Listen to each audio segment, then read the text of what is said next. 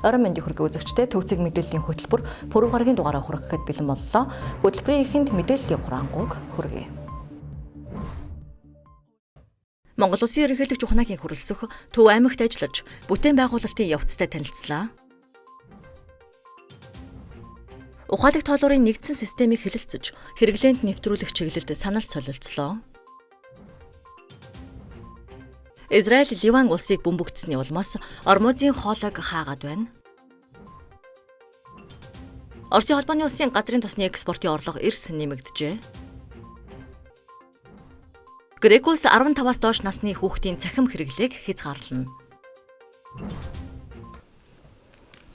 Монгол Улсын ерөнхийлөгч Ухнагийн хүрэлцэх Налах дүүрэгт болон Төв аймагт ажиллаж үндэсний хэмжээний томоохон хөтөлбөрүүдийн хэрэгжилттэй биечлэн танилцлаа. Төв аймгийн төв талбайд түүнийг орон нутгийн удирдлагууд болон 100 мод цэргийн хотгоны хүндэт харуул ёслол төгөлдөр өгтөн авсан юм а. Уулзалтын эхэнд ерөнхийлөгч улс орны нийгмийн эдийн засгийн өнөөгийн нөхцөл байдлын талаар иргэдэд дэлгэрэнгүй мэдээлэл өглөө. Тэрээр Монгол улсын эдийн засаг 6.8%-аар өсөж, нэг хүнд ногдох дотоодын нийт бүтээгдэхүүн $7,000 босхийг давсныг онцлоод гадаад валютын нөөц $7 тэрбум төрж Монгол улсын зээлжих зэрэглэл түүхэндээ түвшинд очсныг дуулгасан юм. Мөн гадаад харилцаа өргөжин тэлж төрийн ажилтнуудын үр дүнд улсын нэр хүнд олон улсын давцанд өсөж байгааг тэмдэглэв. Байгаль орчны чиглэлээр Төв аймаг 20 сая мод тарих хамлалтаа хэрэгжүүлж тэрбум мод хөдөлгөөнд идэвхтэй оролцож байна. Боловсролын салбарт ч мөн ахиц гарч ерөнхийлөгчийн илгээлд 2100 тэтгэлгээр дэлхийн шилдэг их сургуулиудад тус аймгийн 40 орчим залуу суралцж байгааг ерөнхийлөгч бахархан дурдлаа. Түүхэн залуучуудын боловсролыг дэвшлүүлэх чиглэлээр сум хороо бүрийн шилдэг сурагчдыг шалгаруулж дэлхийн шилдэг ихтэй сургууль илгэн суралцуулах зорилготой ерөнхийлөгчийн илгээд 2100 хөтөлбөр амжилттай хэрэгжиж өнөөдөр дэлхийн 21 орнд 1100 хүүхэд сурч байна. 1100. Та бүхний хүүхдүүд дэлхийн боловсрол эзэмшиж, хүн төрөлхтний оюун санаа, шинжлэх ухааны огшимээ суралцж, орон нутаг улс их орондоо хөгжил дэвшилд, ирээдүйн сайн сайхны төлөө хүчин зүтгэх, ирээдүйн сэхэтэн манлайлагч нар болж ирнэ гэдэгт би итгэл төгс байгаа. Хүнсний хувьсгал үндэсний хөдөлгөөний үр дүн Төв аймагт бодитоор гарч байгааг ерөнхийлөгч онцолж байна. Тус аймгийн аж ахуйн нэгжүүд 71 тэрбум төгрөгийн зээл авч үйлдвэрлэлээ өргөжүүлснээр гол нэр төрлийн 19 бүтээгдэхүүний 14-ийг дотооддоо үйлдвэрлэдэг болжээ. Боловсрол салбарын үйлдвэрлэлийг нэмэгдүүлэх зорилгоор баялаг бүтээгчид үйлдвэрлэл үйлчлэгээ эрхлэгчид 2023-аас 2025 694 аж ахуйн нэгж баялаг бүтээгч бий болж 134.6 тэрбум төгрөгийн зээлийг олгоод байна. Монгол Улсын ерөнхийлөгчид санаачсан хэрэгжүүлж буй хүнсний хангамж аюулгүй байдлын үндэсний зөвлөгөөний хүрээнд 71.4 тэрбум төгрөгийн зээлийг бас олгоод байна. Ингэснээр 19 хүнсний үйлдвэрлэл бий болж 14-ийг нь бид бүхэн аймагтаа зохион байгуулж үйлдвэрлээд байна. Төв аймагт өрнөж буй бүтээн байгуулалтын хувьд стратегийн ач холбогдолтой олон ажил хэрэгжиж байна. Бүр жүтийн 600 мегаваттын хүчин чадалтай цахилгаан станцын эхний 2 блок ашиглалтанд орж төвийн нэгдсэн системд эрчим хүч нийлүүлж эхэлжээ. Дэд бүтцийн салбарт хүшгийн хөндийн замыг 4 игнэ болгон өргөгдөх ажил эхэлсэн бол Ухтаал цайдам, Цээл, Цаамар чиглэлийн 122 км замыг усын чанартай сүлжээнд холбохоор төлөвлөсөн байна. Мөн соёлын салбарт 100 мод хотод баригдаж буй Монголын археолог Угсаатны үндэсний музейн барилга 80% гүйцэтгэлтэй байгаа бөгөөд эх хонд үүдээ нэхэр болжээ. Уулзалтын үеэр ерөнхийлөгчийн санаачилсан улсын хурлын гишүүнийг эгүүлэн татахтай холбоотой хуулийн төслийг уулзалтад ирсэн иргэд бүрэн дэмжиж байгаагаа илэрхийллээ. Хурлын гишүүдийг эргүүлэн татах хуулийн төслийг би дэмжиж байгаа иргэнэ нэг.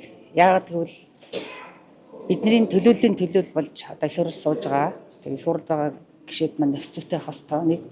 Хоёрт болохоор бас эргэх холбоотой ажиллах ёстой гэж үздэг.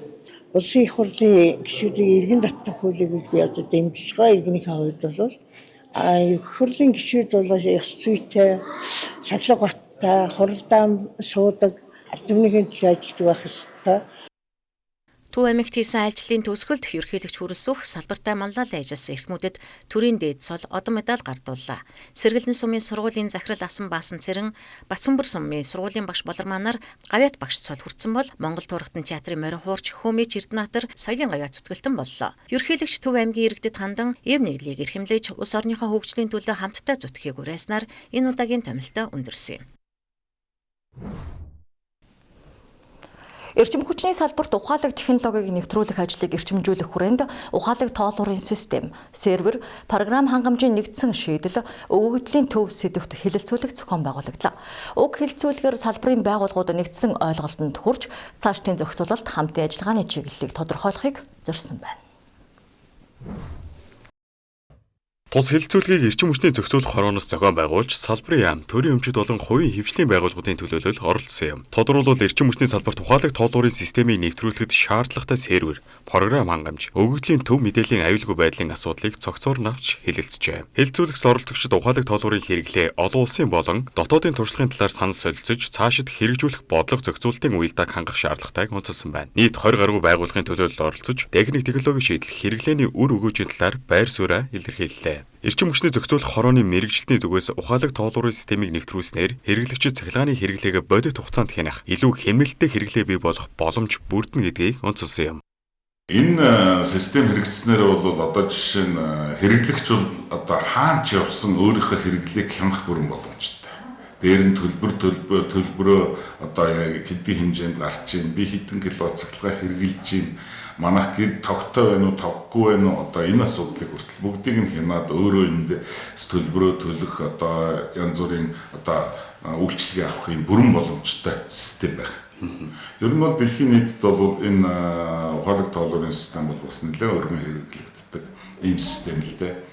Энэ үйл явц хэрэгжснээр нэгдүгээр хамгийн гол нь хэрэглэгч зөв зохицуулах боломжтой.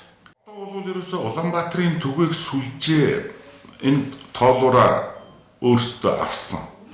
Энэ нь бол одоо энэний хөрөнгийн их усүр нь юу нэх вэ гэвэл Улаанбаатарын түгээх сүлжээний түгээлтийн алдагдал буюу хэрэглэгчдэд борлуулах дээр шугам сүлжээний алдагдлаа бууруулж иж эндээс их усүрээ гаргаад хэрэглэгчдэд эхний удаа бол үнэгүй тавьж өгч байгаа. Харин Улаанбаатар цахилгаан түгээх сүлжээний төлөөлөл уг систем нь хэрэглэгчдэд төлбөр тооцоогоо илүү хялбар, шуурхай хийх боломжийг бүрдүүлэхээс гадна хаанаас ч захимаар үйлчлэг авах нөхцөлийг бий болгоно гэдгийг дурдлаа. Энэ нь хэрэглэгчийн цаг хугацаа, зардлыг хэмнэх давуу талтай гэж үзэж байна. Энэхүү төслийн зорилго маань ерөнхийдөө хэрэглээгээ хянах энэ тийм зорилготой байж байгаа. Одоо манай компанид үүсдэг асуудал бол ерөнхийдөө төлбөр мөнгөний асуудалтай, цахилгааны хэрэглээтэй холбоотой асуудлууд гардаг. Энэ асуудлууд маань цэгцэрэх яг таны хэлж байгаа шиг аюугаа хянаад явах боломжтой болж байна гэсэн.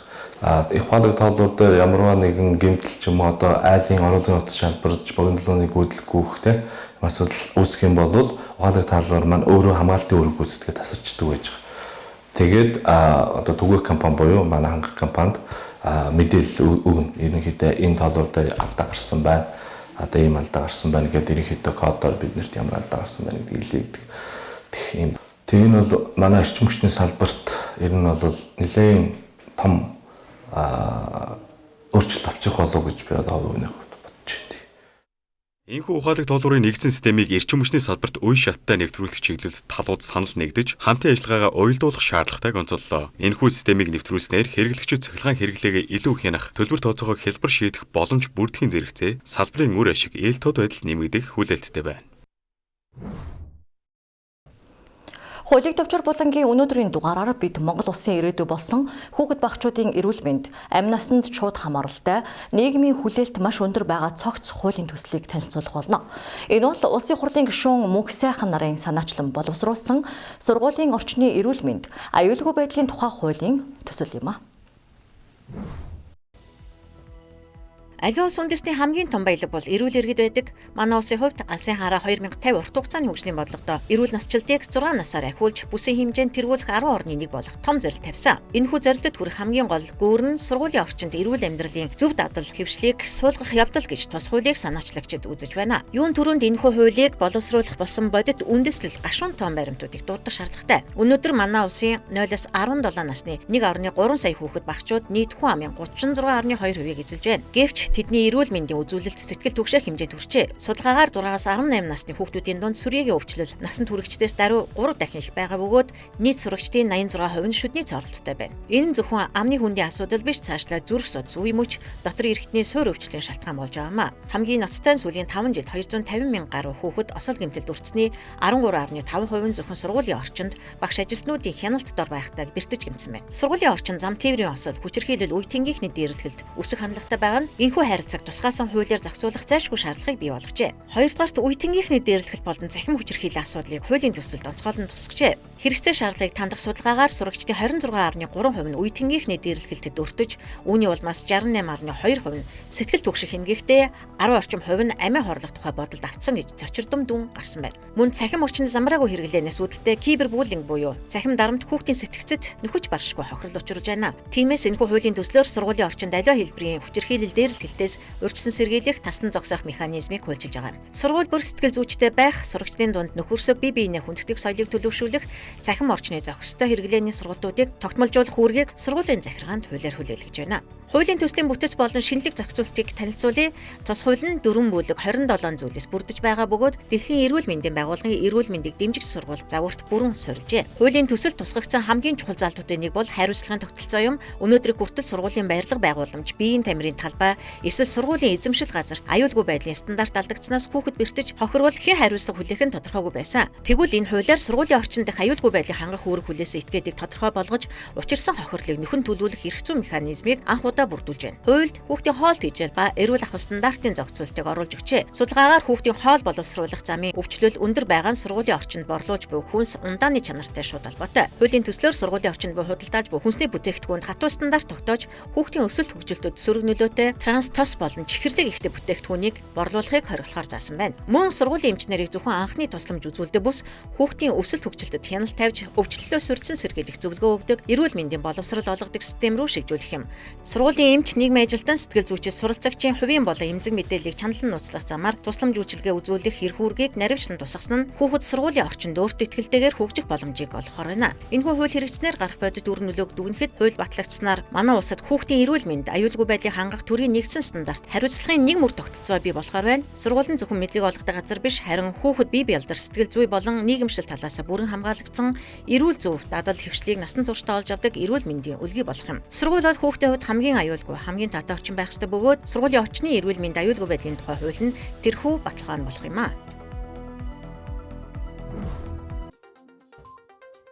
Төрийн байгууллагт байгаа сул оронтоонд хүн нөхөж томилохгүй цацааж байгааг ерхий сайд учрал засгийн газрын гишүүдэд анхаарууллаа. Тогтоол хэрэгжснээр төрийн албаны 3000 орчим сул оронтойг нөхөх, сэлгэн шилжих үйл ажиллагааг яам агентлагийн чиг үүргийн шинжилгээ хийгдэж дуусах хүртэлх хугацаанд зогсоож зарцааж байна. Үүний үр дүнд ойролцоогоор 26 яамтай тэнцэх оронтой дунджаар 7.4 тэрбум төгрөгийн цалингийн сан хэмнэх ажээ. Мөн ажлын цагийн менежментийг уян хатан зохион байгуулах, төрийн албан хаагчдыг амралтын өдөр бям гарагт ажиллуулахгүй байх, ажлын 5 өдрийн 1 өдрийг цахимаар буюу зайнаас ажиллах зэрэг шийдвэрийг 2026 оны 4-р сарын 8-ны өдрийн тогтоолоор гаргажээ. Нийслэлийн гэмт хэрэгээс урьдчилан сэргийлэх салбар зөвлөлөөс санаачлан аюулгүй Монгол хүүхэд төслийн хүрээнд 9 дүүргийн тоглоомын талбайг шинжлэх ажлыг эхлүүлээ. Энэхүү ажил нь хүүхдийг аюулгүй орчин тоглох, эрхийг хангах, хосол гэмтлээс урьдчилан сэргийлэх үндсэн зорилготой юм. Төслийн хүрээнд дүүрэг бүр өөрийн нутаг дэвсгэрдэх тоглоомын талбай нөхцөл байдалд үнэлгээ хийж, стандарт хангахгүй эвдэрч илгээгдсэн тоногдох хөрөмжийг үе шаттайгаар засварлын шинжилгээгээр төлөвлөжээ. Мөн орчны аюулгүй байдлыг нэмэгдүүлэх чиглэлээр гэмтэл бэртлээс сэргийлэх зөөл өвч хамгаалтын гадаргууг нэмж зориулах юм. Үүнээс гадна хяналтын камер болон гэрэл түлхийг сайжруулж эцэг эхчүүдэд зориулсан анхааруулах тэмдэг мэдээллийн самруудыг байршуулах ажээ. Энэхүү цогц арга хэмжээний үр дүнд хүүхэд эрүүл аюулгүй орчинд тоглож хөгжих боломж бүрдэж, гинтийн осол гэмтлийн эрсдэл мэдэгдэхүйц буурна гэж үзэж байна. Ангатын спорт цогцлборт 15 дахь удаагийн оюуны наадам 2026 нээлттэй хийлээ. Уг наадмыг ерөнхийлөгчийн санаачилсан Эрүүл Монгол хүн хөдөлгөөний хүрээнд нийгмийн эрүүл мэндийн үндэсний төв Монголын оюун ухааны академи болон холбогдох холбоод хамтран зохион байгуулж байна. Наадам ой тогтоолт, түргэн бодолт, аэробикшо, спорт өрөлт зэрэг 8 төрлөөр аварга шалгаруулж байгаа бөгөөд энэ удаагийн тэмцээнд 1000 гаруй тамирчин оролцож байна. Тэмцээний нээлт үеэр хамгийн залуу тамирчин буюу 5 настай Од шоо эвлүүлэх төрөлд алтан медаль хүртэж, шилдэг 10 тамирчны нэгээр шалгарсан бол 61 настай тамирчин Ган Долгоор өөрийн амжилт туршлагаасаа хуваалцаж олонний анхаарлыг татлаа. Төвзэг мэдээллийн хөтөлбөрийн дотоод үйл явдлын мэдээллийг хүргэлээ. Одоо орчуулагч редактор Мөнх Эрдэнэ бэлтгэсэн гадаад мэдээг хүргэе.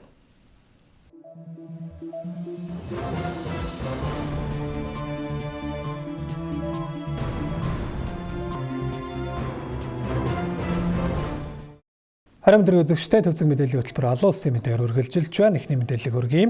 За Америк, Иран болон тэдний хооронд зуучлагч Пакистан улсын зүгээс Хоёр улсын хооронд 2-7 хоногийн хугацаанд гал зогсох тохиролцоо хэрэгжиж эхэлснийг мэдэгдсэний дараахан Израилийн зүгээс Ливанд томоохон агаарын цохилт өгсөний улмаас Иран улс Ормузын хоолойг дахин хаагаад байна. За Трамп Америкийн нэгдсэн улс 2-7 хоногийн хугацаанд гал зогсоохоор тохиролцсон гэж мэдэгдснээс ердөө хэдхэн цагийн дараа Израилийн тал Ливаны өмнөд хэсэгт цоврал цохилт өглөө. Израилийн зэвсэг түвшний зүгээс хийсэн мэдээлэлд Ираны дэмжлэгтэй Хезболла бүлэглэлийн Ливан улс дахь 100 гаруй байршилд ердөө 10 минутын хугацаанд агаарын цохилт өгсөн гэж мэдээлсэн. Тодорхойлбол Бейрут, Бекагийн хөндий болон Ливаны өмнөд хэсэгт байрлах Хезболла бүлэглэлийн удирдлагын төв цэргийн байгууламжуудад цохилт өгсөн гэжээ. Ливаны иргэний хамгаалтын албаны зүгээс харин мэдээлснээр Израилийн цохилтын улмаас 254 хүн амиалдаж, 1100 гаруй хүн шархтаж, үүнээс хамгийн олон буюу 91 хүн нийслэл Бейрут хотод амиа алдсан гэжээ. Тиймээс 4-р сарын 9-ний пүрэв гаригийг үндэсний хэмжээний гашуудлын өдөр болгон зарлах захирамжийг Ливаны ерөнхий сайд Наваф Салам гаргаж, ойр дотны хүмүүсийн алдсан гэр бүлүүд мөн нийт ард түмэндээ гүн эмгэнэл илэрхийлжээ. Үндэсний хэмжээний гашуудлын өдөр төрийн болон олон нийтийн байгууллагууд ажиллахгүй, за мөн орон даяар төрийн талбайг бүхэлгээд байна. 2-7 хоногийн хугацаанд гал зогсоох тохиролцооны үеэр Ираны тал Ливан цохилт өгөхөд зогсоохыг шаардаж байсан бол Америк Израилийн талаас тохиролцоонд Ливан хамаарахгүй хэмээн мэдэгдэж байна. За зуурчлагч Пакистаны тал мэдэгдэл хийхдээ энэ хилэлцээ нь Ливан дахь мөргөлдөөнд ч хамаатай гэсэн бол цагаан ордны эвлэлийн төлөөлөгч Кэролайн Левид ч мөн Ливанд энэ гэрээ хамаатай гэсэн мэдэгдлийг өмнө нь хийгээд байсан юм а. За энэ талаар Ираны гадаад харилцааны сайд Аббас Аракчи мэдэгдэл хийж Иран Америкийн нэгдсэн улсын хоорондох гал зогсоох нөхцөл тодорхой бөгөөд хоёрдмол утгагүй Америкийн нэгдсэн улс одоо сонголт хийх ёстой гал зогсоох эсвэл Израилаар дамжуулан дайнаа үргэлжлүүлэх дэлхийн нийт Ливанд болсон хядлагыг харлаа. Одоо Америкийн нэгдсэн улсыг амлалтаа биелүүлэх хэсгийг дэлхийн нийтээр харж байна гэж мэдэгдэжээ. За түүнчлэн Иран улс 5 гарагт Ормузын хоолойг дахин хаасан бөгөөд хаахаас өмнө газрын тос тээвэрлэгч 2 хөлөг онгоц хоолоогоор нэвтэрсэн бол одоо Ормузын хоолойн хөдөлгөөний бүр мөсөн зогсоосон байдалтай байна. Харин Америкийн нэгдсэн улсын ерөнхийлөгч Дональд Трамп Иран зэвсэг нийлүүлж байгаа орнуудын бараа бүтээгдэхүүнд ямар нэгэн хөнгөлөлтгүйгээр 50% гайлын татвар ногдуулна хэмээн 5 гарагт мэдэгдэж Ираныг татвараар дахин сүрдүүллээ. За энэ 7 хоногийн бям гарагт Пакистаны нийслэл Исламабад хотод дайныг бүр мөсөн зогсоох яриа хэлэлцээний эхний үе шат эхлэх бөгөөд Америкийн нэгдсэн улсын төлөөлөгчдийг дэд ерөнхийлөгч JD Vance ахалж, ерөнхийлөгчийн элч төлөөлөгч Стив Виткоф, Трампын хөргөн Jared Kushner нар төлөөлөгчдийн багт багтаж байгааг цагаан ордны хэвлэлийн төлөөлөгч Caroline Levitt мэдэгдээд байна. Дараагийн мэдээ хүргэе. За тэгвэл Америкийн нэгдсэн улс Ираны дайны явцад Ормузын хоолой хаагдсны улмаас Оросын холбооны улсын газрын тосны экспортын орлого эрс нэмэгдсэн байна. За 2022 оноос хойш хамгийн өндөр түвшинд хүрчээ. Энэ нь газрын тосны нийлүүлэлт багасч дэлхийн зах зээл дээрх үн ханш нэмэгдсэнтэй холбоотой бөгөөд Оросын холбооны улс өнгөрч 3 дугаар сарын сүүл хүртэл 7 хоногт дунджаар 1.8 орчим тэрбум ам долларын орлого олж ирсэн бол энэ сарын 5-ны хүртэлх сүүлийн 28 хоногийн хугацаанд Оросын холбооны улс 7 хоногт дунджаар 2 тэрбум ам долларыг газрын тосны экспортоос олсон болохыг Bloomberg агентлаг мэдээлжээ. Мөн Оросын Урал ангиллын нефтийн үн баррел нь 116 ам доллараас давж 2013 оноос хойш хамгийн өндөр түвшинд хүрч өнгөрсөн оны 12 сараас хойш 230% өсөлт үзүүлсэн нь тус улсын эдийн засгт эргээр нөлөөлөд байна. Financial Times агентлагийн зүгээс газрын тосны үнийн өсөлт нь Оросын холбооны улсын төсөвт өдөр бүр 150 сая ам долларын нэмэлт орлого оруулж байна хэмээн тооцоолж байсан ч тус улсын эрчим хүчний дэд бүтцийг онилсан Украины дроны цохилт нь сүүлийн үед огцом нэмэгдээд байсан Оросын экспортын хүчин чадлыг бууруулж эхэлсэн байна. Сүүлийн мэдээ хүргэе. Австрали болон Европын зарим улсуудын араас Грек улс 15-аас доош насны хүүхдүүдийн цахим хэрэглээг хязгаарлахаар болоод байна. За залуусын дунд нэмэгдэж байгаа сэтгэл түгших, нойргүйдэл болон цахим хэрэглээний донтолтыг шийдвэрлэх зорилгоор уг хязгаарлалтыг хэрэгжүүлэхээр болсныг тус улсын ерөнхий сайд Kyriakos Mitsotakis мэдэгдэжээ. Тэрээр хэцүү ч гэлээ ийм хязгаарлалт зайлшгүй шаардлагатай альва зүйл зогсох хязгаар байх хэрэгтэй. Үүгээрээ засгийн газар залуусын урам зориг мэдлэг бүтээлч байдлын их үүсвэр болдог технологиос холдуулах зорилгыг бол агуулаагүй гэдгийг онцолжээ.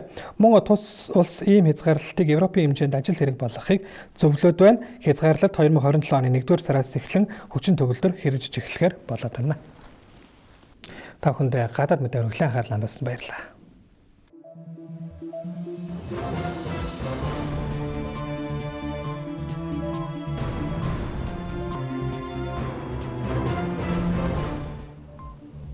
Төвцөг мэдээллийн хөтөлбөр үүгээр өндөрлөж байна. Анхаарлаа хандуулсан танд баярлалаа.